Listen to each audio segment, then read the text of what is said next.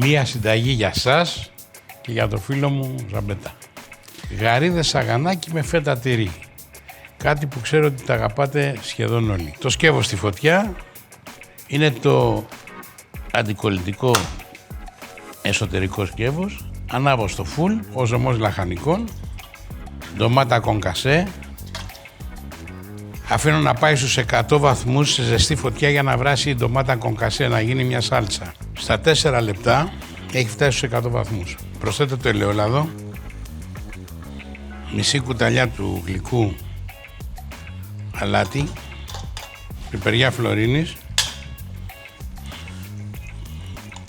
προσθέτω τις γαρίδες,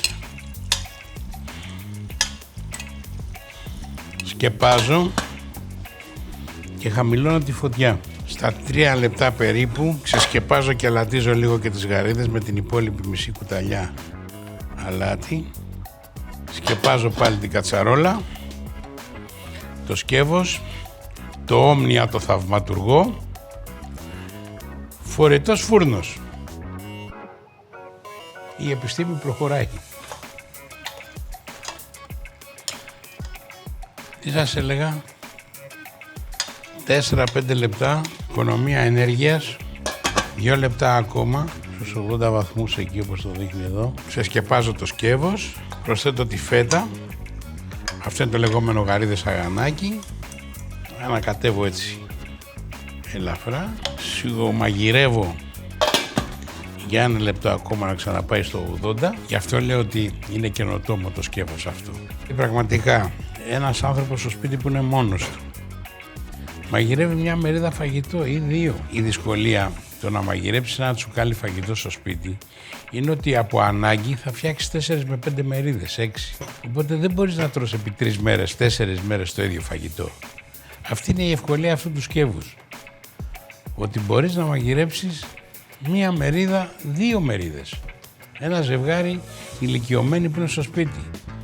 Με πολύ μεγάλη οικονομία ρεύματος και με ελάχιστο κόστος. Γι' αυτό λέω ότι είναι ένα σκεύος που το βάλα στην καρδιά μου. Είμαστε έτοιμοι. Επίσης να ξέρετε ότι τη γαρίδα δεν χρειάζεται να τη μαγειρέψεις πάρα πολύ. Γιατί όσο τη μαγειρεύεις τόσο σκληραίνει, γίνεται ταφ.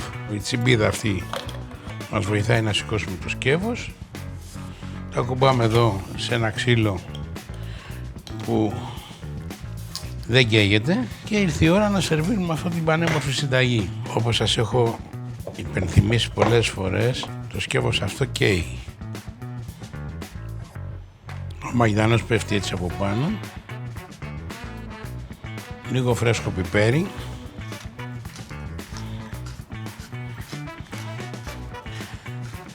εάν θέλετε μπορείτε να κόψετε και μια πιπεριά καυτερή μέσα, αλλά είναι κάτι που εσείς θα το αποφασίσετε, γιατί εμένα δεν μ' αρέσουν τα καυτερά. Αυτό το σαγανάκι μπορεί να έχει πιπεριά, αυτό το κέρατο που λέμε, το καυτερό, το ελέγχετε εσείς πόσο.